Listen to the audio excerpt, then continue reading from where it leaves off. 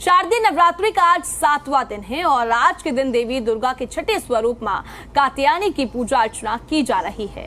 देश भर में मां दुर्गा के छठे स्वरूप मां कात्यायनी की पूजा श्रद्धा और भक्ति के साथ की जा रही है।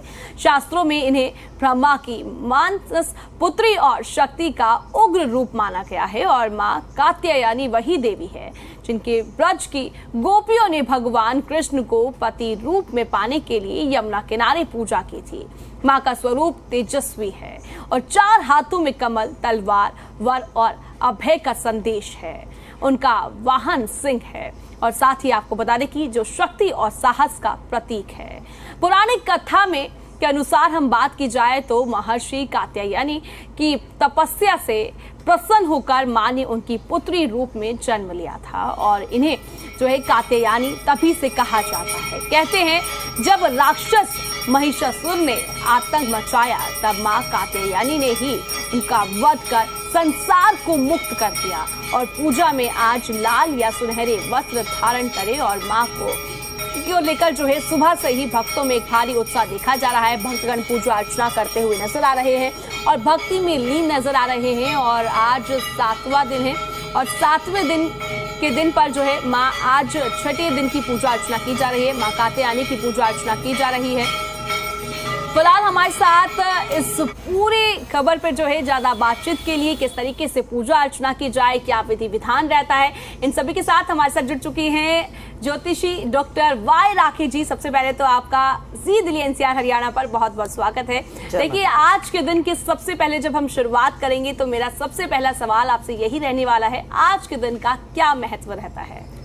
आप सभी को माँ के 7वें दिन के नवरात्रि की और माँ छठी के नवरात्रि की बहुत बहुत शुभकामनाएं, क्योंकि दिन है 7वां लेकिन हम पूजा करेंगे माँ के छठे रूप यानी माँ कात्यायनी की। आप सब कुछ इनके बारे में ऑलरेडी बता ही चुकी हैं। माँ की जितनी भी तारीफ की जाए, माँ आज वैभव देती है, यश देती है। एक सरल रूप में आपकी मैरिड लाइफ में जो मंगल ने दंगल मचा रखा है उसको सही करने के लिए आज का दिन बेहद खास है, क्योंकि आज आपको माँ की पूजा जोड़े से करनी चाहिए। आज पति पत्नी दोनों को मंदिर जाना चाहिए और अपने सांसारिक जीवन को आगे बढ़ाने के लिए कामना करनी चाहिए। लेकिन अगर आप कुंवारी हैं और आपका मन है कि आपका विवाह हो जाए, आप किसी से प्रेम करती हैं लेकिन घर वाले नहीं मान रहे या मंगल ग्रह की वजह से आपकी शादी में किसी तरह की बाधाएं आ रही हैं या बार बार रिश्ता जुड़ता तो है पर टूट जाता है, तो आज की देवी का स्वरूप आपके लिए बेहद खास है। लेकिन इनकी पूजा गोधूली बेला में शाम के समय करनी चाहिए तो बहुत ही आनंद की प्राप्ति होती है। जी, आपने जैसे कि महत्व के बारे में बताया किस तरीके से पूजा अर्चना करनी चाहिए। मैं पूजा अर्चना के साथ ही आपसे ये भी सवाल करना चाहूंगी, आज किन मंत्रों का जाप करना चाहिए? देखिए, सबसे पहले तो मैं हमेशा आपसे कहती हूँ कि दिन को देख लें। आज संडे का दिन है, आज सूर्य देव को जल जरूर दें। ओम आदित्य नमः सूर्य नमः का जाप करें, आदित्य हृदय स्तोत्र का पाठ करें। नहीं कर सकते तो कम से कम उसे सुनिए, ये तो आप करिए ही करिए। लेकिन सबसे ज्यादा माँ कात्यायनी की अगर बात की जाए तो ओम माँ कात्यायनी नमः का जाप आप जरूर करें।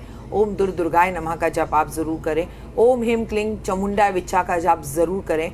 और आप जीवन में अगर आगे बढ़ना चाहते हैं तो दुर्गा सप्तशती, दुर्गा कवच का पाठ आप जरूर करें। एक बात हमेशा याद रखिएगा कि माँ को बेहद प्रसन्न है, पसंद होती हैं अगर आप दुर्गा कवच का पाठ करते हैं। इससे आपकी आर्थिक स्थिति तो सही होती है, लेकिन अगर आपकी हेल्थ इश्यूज में कोई प्रॉब्लम चल रही हो तो वो भी ठीक होती है। मंत्र भले ही आपको ना आए तो जय श्री राम, जय माता दी, ओम नमो भगवते वासुदेवाय नमः का जाप करें, गायत्री मंत्र का जाप करें, हरे राम राम राम हरे हरे, हरे कृष्ण कृष्ण कृष्ण हरे हरे।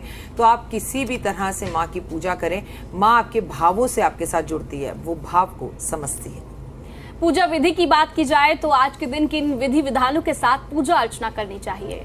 देखिए, पूजा की बात की जाए तो हम लंबे समय से माँ की पूजा करते आ रहे हैं। जौ ने, ज्वारों ने भी घर में सबके दर्शन दे ही दिए हैं। अब खेतरी के दर्शन हो गए। आज हमें छठा दिन 7वां दिन हो रहा है माँ की अखंड ज्योत को लेके। तो सुबह जैसे आप डेली रूटीन में पूजा करती हैं वैसे जरूर करें, पर माँ को आज गुड़हल का फूल अर्पण करें। माँ को आज आप गेंदे का फूल अर्पण करें। माँ को लाल और पीला रंग बेहद पसंद है, परंतु आज आप माँ को जो भी अर्पण करें वो जोड़े से अर्पण करें। गुलाब के फूल अर्पण करें तो 2 करें, माला अर्पण कर रहे हैं तो 2 करें, नारियल अर्पण कर रहे हैं तो 2 करें। तो आप जो भी चीज़ माँ को आज अर्पण करें जोड़े से करें। और हम दिल्ली एनसीआर वाले बड़े ही खुशकिस्मत हैं कि यहाँ पर बहुत बड़ा कात्यायनी माँ का दिल्ली में मंदिर है, मेहरौली में, वहाँ जाके दर्शन कर सके तो करें। आपने जैसे कि बताया जो भी आप चढ़ावा दें माता रानी के चरणों में तो वो जोड़े के साथ करें। मैं आपसे ये जानना चाहूंगी, ये जो विधि विधान है ये सिंगल लोगों के लिए है या जो शादीशुदा जोड़ा है उनको इस तरीके से पूजा अर्चना करनी चाहिए? देखिए, शादीशुदा तो अपने आप में ही जोड़ा है। मैंने आपसे कार्यक्रम की शुरुआत में ही कहा कि पति पत्नी दोनों जाकर पूजा करें, लेकिन अगर आप सिंगल हैं तो मिंगल होना चाहिए आपको। तो इसलिए आप हर चीज 2 अर्पण करें कि माँ इस बार तो मैं सिंगल ही आपको ये चीज अर्पण कर रही हूँ, लेकिन जोड़े से कर रही हूँ। अगली बार आऊँ तो मैं और मेरे हस्बैंड दोनों मिलकर या मैं और मेरी पत्नी दोनों मिलकर जो है आपको नारियल अर्पण करें, चुन्नी श्रृंगार अर्पण करें। आज का जो आपको महत्व आपने पूछा ना, उसका महा उपाय पता है क्या है? माँ को 16 श्रृंगार बहुत पसंद है। तो महिलाएं कहीं भी हो, आज माँ को चुन्नी, चूड़ियाँ, सिंदूर जरूर अर्पण करें। और आज के दिन का महत्व आपको मालूम है क्या है कि आज से ही जो है वेस्ट बंगाल के अंदर शुरू हो जाती है दुर्गा की पूजा, और माएँ अपने बच्चों की लंबी उम्र के लिए आज के दिन व्रत रखती है। मैं आपसे ये और जानना चाहूंगी, जो पूजा का हमने बात की कि वे क्या विधि विधान रहेगा, किस तरीके से करनी चाहिए, मंत्रों का जाप क्या रहेगा, मैं मुहूर्त के बारे में भी जानना चाहूंगी। फिलहाल जो समय है वो 9:30 से ज्यादा का हो चुका है, पर मैं जानना चाहूंगी किस तरीके से पूरा दिन हमें पूजा अर्चना करनी चाहिए, क्योंकि मैंने सुना है कि आज के दिन जब सूर्य उदय होता है और हम बात करें जब सूर्य जाने वाले होते तो हमें उससे पहले पूजा अर्चना कर लेनी चाहिए। तो क्या आज के दिन का विधान रहता है पूजा का? समय के अनुसार बताइए। समय के अनुसार अगर मैं आपको समय का महत्व बताऊं, देखिए आज संडे है, सबके घर में छुट्टी है। अच्छी बात यह कि आज के दिन पड़ा है आपका घर का नवरात्रा, तो आज तक आपके हस्बैंड या आप खुद भी जल्दी जल्दी ऑफिस जाती थी, तो आज तसल्ली से माँ की पूजा कीजिए। आपको दुर्गा कवच, दुर्गा पाठ, जो दुर्गा सप्तशती करनी है आज पूर्ण कर लीजिए। आज कम से कम 16 बार जरूर दुर्गा चालीसा पढ़नी चाहिए। और बात मैं हमेशा बोलती हूँ, नवरात्रि रात में पूजा करें तो बहुत अच्छा है। गोधूली बेला हम जिसे कहते हैं, जब सूर्य ना तो पूरी तरह ढला हो ना सूर्य दिख रहा हो, दोनों के बीच का जो समय होता है उसे गोधूली बेला या संध्या का समय कहते हैं। उस टाइम पर माँ को जो लोग श्रृंगार चढ़ाते हैं या 16 बत्ती का दिया जलाते हैं या 2 बत्ती का दिया जलाते हैं, तो माँ उनसे बेहद प्रसन्न होती है। तो उस टाइम पर अगर आप अपने हस्बैंड के साथ जाते हैं, जैसे मैंने आज से बोला कि बंगाल के अंदर दुर्गा पूजा भी शुरू हो गई होगी, दिल्ली एनसीआर में भी जगह जगह पंडाल लगे हैं जहाँ शाम से लोग जाएंगे, डांडिया होगा, गरबा होगा, तमाम तरह के इस तरह के कार्यक्रम आपको अपने आसपास चारों तरफ दिखाई देंगे। तो शाम को पूजा करें। अगर भोग की बात की जाए तो माता रानी को भोग में क्या चढ़ाना चाहिए? ये आपने बहुत अच्छा सवाल पूछा। आज माँ का जो प्रिय भोग है वो है शहद, और माँ को जो शहद आपको भोग लगाना है ना, वो पान के पत्ते पे लगाना है। तो आप 2 पान के पत्ते लें, उसमें शहद रखें, उसकी ऐसी कटोरी सी बना लें, उससे माँ को जो है पान करवाएं। और सबसे बड़ी बात यह है कि आज वही भोग लेकर आप अपने खाने में मिलाकर, अपने दूध में मिलाकर ज़रूर उसे ग्रहण करें, चाय में मिलाकर उसे ज़रूर ग्रहण करें, जो माँ को बेहद प्रिय है। और छोटी सी किसी 9 वर्ष की बच्ची को भी आज आपको शहद की एक शीशी तोहफे के रूप में ज़रूर देनी चाहिए। जैसे कि आपने बताया कि माता रानी को भोग क्या चढ़ाना चाहिए, किस तरीके से चढ़ाना चाहिए, आपने ये सभी चीजें बताई और आपने मंत्रों के बारे में बताया कि किन मंत्रों का जाप करना चाहिए। अब मैं आपसे सवाल ये करना चाहूंगी कि काफी लोगों के मन में एक चीज होती है कि हमें पूजा कैसे करनी चाहिए। आपने बताया कि कैसे करनी चाहिए। एक होता है ना कि हमने माता रानी को ये चढ़ाया, चुनरी चढ़ाई और नारियल चढ़ाया, क्या आज के दिन का कुछ खास चीजें होती हैं कि हमें माता रानी के चरणों में ये चीजें जरूर रखनी चाहिए, और अगर कोई भूल हो जाती है हमसे तो उन चीजों को किस तरीके से हमें रिकवर करना चाहिए? देखिए, सबसे पहली बात तो आपसे कोई भूल नहीं होती। मैंने आपको कहा कि आप ये मत समझो कि आप शेर पर सवार हुई माता रानी की पूजा कर रहे हैं। आप हृदय के भाव से ये समझिए कि आप अपनी माँ की पूजा कर रहे हैं। दूसरी बात, भूल हो जाए तो सबसे बड़ी प्रॉब्लम हमारे साथ पता है क्या है? रिश्तों में हो, दोस्ती में हो या भगवान के सामने हो, हमें सॉरी बोलने में बड़ी शर्म आती है। और मेरा मानना यह है कि गलती कहीं भी हो गई हो, अगर सॉरी बोलने से रिश्ता सही होता हो। लोग कहते हैं अंग्रेजों ने शब्द गलत बनाया, मैं कहती हूँ अंग्रेज भारत को जितना भी लूट कर गए हो, बस एक यही शब्द अच्छा छोड़ कर गए हैं जिससे हमारे रिश्ते सही हो सकते हैं। तो कान पकड़कर माँ के सामने हाथ जोड़ कर कहें, क्रियाहीनम भक्तिहीनम और सामग्रीहीनम, मुझसे जो भी पूजा हुई है कम या ज़्यादा उसे स्वीकारे माँ, और मेरी गलतियों के लिए मुझे क्षमा करें। बस इतना, आई एम वेरी सॉरी अगर मुझसे गलती हो गई है। तो यही आप रिश्तों में भी दोहराएं। आपने कहा पूजा का सही तरीका, पूजा का सही तरीका है कि आप और आपके हस्बैंड साथ में हो। अगर आप अनमैरिड हैं तो आपके मन में ऐसी भावना हो कि किस तरह का हस्बैंड या किस तरह की वाइफ आपको चाहिए, और अगर आप किसी से प्रेम करती हैं तो वो आपके साथ में हो। और उसके बाद आप मंदिर जाएं, घंटी बजाएं, सिंदूर अर्पण करें, चाहे आप शादीशुदा हैं चाहे नहीं है। आज आज माँ को अनार का भोग लगाना, आज माँ को शहद का भोग लगाना, आज माँ को गुड़हल के फूलों की माला, आज माँ को गुलाब के फूलों की माला, आज माँ को मीठी दूध से बनी हुई मिठाइयों का भोग लगाना, माँ को लाल लाल चुनरी, लाल लाल चूड़ियाँ अर्पण करना, यही सही तरीका है। और आज आप किसी पंडाल में भी जाकर दुर्गा माँ के दर्शन जरूर करें और माँ को सिंदूर अर्पण करें। आप ये भी बताइए कि माता रानी का जो है क्या इतिहास रहा है, क्या महत्व रहा है और किस तरीके से जो है ये परंपरा चलती हुई नजर आई है। जिस तरीके से आपने बताया कि पूजा क्यों की जाती है, मैं इसके बारे में पूरा इतिहास जानना चाहूंगी आज के दिन के बारे में। देखिए, इतिहास के बारे में मैं अगर आपको बताऊं तो हम अगर माँ कात्यायनी की बात करें तो श्री कृष्ण को पति के रूप में पाने के लिए गोपियों ने भी इनकी पूजा की थी यमुना नदी के किनारे। ये माँ कात्यायनी का रूप है। हम माँ वैष्णवी की बात करें तो उनकी और भैरव बाबा की कहानी अलग है। लेकिन आखिर ये सारे के सारे 9 रूप आए कहाँ से? तो वो शिव और शक्ति का रूप है। कहने का मतलब है कि हिमालय पुत्र शैलपुत्री हिमालय के घर में पैदा हुई, पैदा होकर उन्होंने एक बच्ची के रूप में जन्म लिया। उससे पहले वो जो है राजा दक्ष के घर में सती के रूप में पैदा हुई और उसके बाद उनके पिता ने एक हवन किया, उसमें उन्होंने उनके पति से, उनका शिव से विवाह हो गया। शिव की निंदा करी तो उन्होंने अपने आप को अग्नि में स्वाहा कर दिया। उसके बाद वो शैलपुत्री के रूप में उन्होंने जन्म लिया। तो उनके पिता को लगा कि अब मेरी बेटी के लिए विवाह करना चाहिए और कितना अच्छा हो मेरे बेटी का विवाह अगर विष्णु से हो जाए। तो लेकिन मन ही मन वो तो पिछले जन्म से शिव ही उनके पति थे, वो शिव को ही पति के रूप में पाना चाहती थी।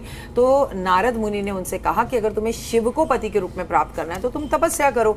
तो वो शैलपुत्री के बाद ब्रह्मचारिणी के रूप में तपस्या करने के लिए जंगलों में चली गई। घोर तपस्या करी, अपनी सखियों को ले गई।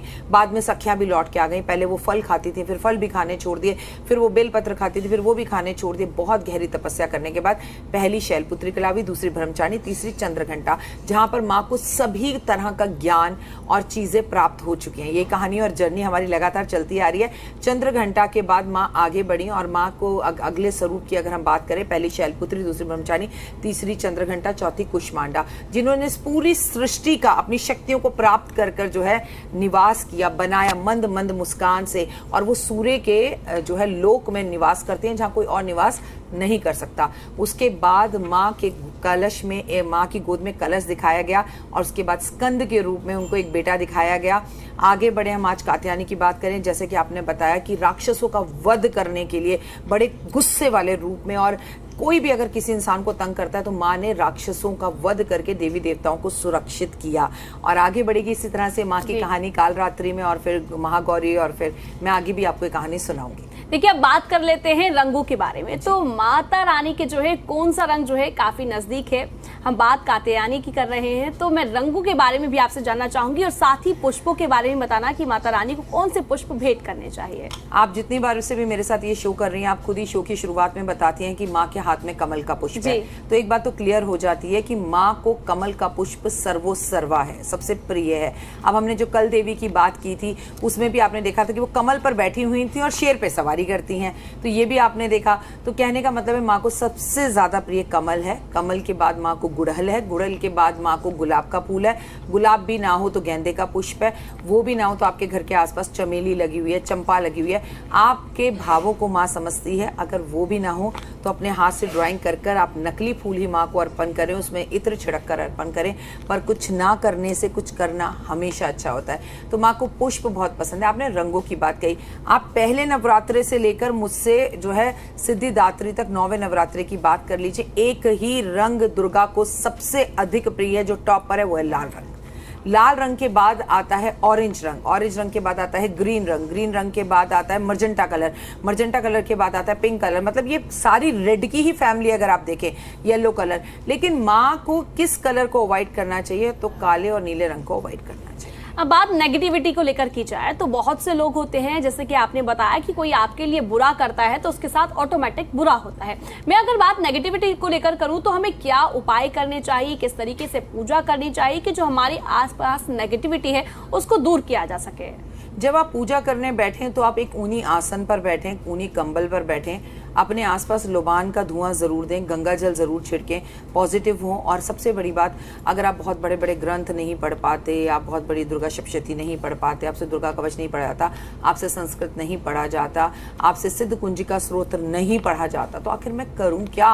तो आप कुछ नहीं करिए, माला लेके जय माता दी कर दीजिए। आप उन्हें अम्बे, दुर्गे, भवानी, जगदम्बे, शेरा वाली, मेरा वाली, जयकारा है शेरा वाली दा बोल साचे दरबार की जय, माई मेरी सच्ची जोता वाली माता तेरी सदा ही जय, ऐसे भी जयकारे लगा लेंगे, ढोलक बजाकर उनकी पूजा कर लेंगे, 2 भजन गा लेंगे।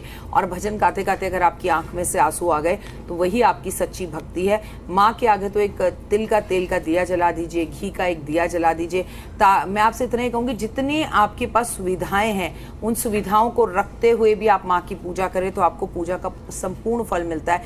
लेकिन आप आलस में रहें, आप सोते रहें, पहले चाय पानी पी लूं, देखती हूँ, सोचती हूँ, करती हूँ शाम को अभी, और आप सारा दिन रील्स देखने में लगते रहें। जब आपके पास टाइम बचे लगे अब कर देती हूँ, वैसे पूजा मत करिए। चाहे 15 मिनट की पूजा करिए, चाहे 5 मिनट की पूजा करिए, पर हृदय से उसके साथ अपना कनेक्शन जरूर जोड़िए। बात राशियों की जाए और हम फर्स्ट डे से ही, और आज छठा नवरात्रा आ चुका है, हालांकि दिन 7वां है, तो हम बात कर लेते हैं राशियों के हिसाब से भी। तो आप राशियों के हिसाब से भी बता दीजिए, क्योंकि दर्शक इंतजार करते हैं कि हमारी राशि की कब बात आएगी और हमें किस तरीके से पूजा अर्चना करनी चाहिए। माँ की राशियों के हिसाब से माँ का भोग बताती हूँ मैं आपको हर रोज। मैं आपको एक ही बात बताऊंगी, मैं आपकी चंद्र राशि से बता रही हूँ, आपकी नाम राशि से बता रही हूँ, या आपके लगन राशि से बता रही हूँ। माँ भाव की भूखी है। आपकी जो राशि इसमें से नाम से बनती है, मंत्र से बनती है, चंद्र राशि बनती है, सूर्य राशि बनती है, बस आप कर दीजिएगा। मेष राशि वालों की अगर बात की जाए तो आज गुड़ और शहद का भोग लगाएं। वृषभ राशि वाले चीनी और शहद का भोग लगाएं। अगर मैं वहीं पर मिथुन राशि की बात करूं तो आपको इलायची का भोग लगाना है शहद के साथ। आगे बढ़कर कर्क राशि वाले दूध और शहद का भोग लगाएं, मतलब गरम गरम दूध बना लें, उसमें केसर डालें हुए और उसमें थोड़ा सा शहद मिला लें। सिंह राशि वालों अगर आपको माँ को भोग लगाना है तो अखरोट और शहद का भोग लगाना है। कन्या राशि वालों पिस्ते और शहद का भोग लगाना है। तुला राशि वालों आज आपको माँ को शहद के साथ साथ गुड़ का भोग लगाना है। आगे बढ़ेंगे और वृश्चिक राशि की बात करेंगे, मिठाई और शहद का भोग लगाना है। धनु राशि वालों बेसन के लड्डू और शहद का भोग लगाना है। मकर राशि वालों काले तिल और शहद का भोग माँ को लगाइए और सफेद तिल भी इसमें जरूर डालिएगा। अगर मैं कुंभ राशि की बात करूं तो आपके लिए बेहद ही उत्तम होगा कि इमरती का भोग शहद के साथ लगाइएगा। और लास्ट राशि मीन राशि वालों 5 मेवे के साथ और उसमें शहद मिलाकर माँ को भोग लगाइएगा। ओए होए। देखिए समय की कमी है और इसी के साथ हमारे खास कार्यक्रम में इतना ही, और आप हमारे साथ जुड़े उसके लिए बहुत बहुत शुक्रिया। जय माता दी।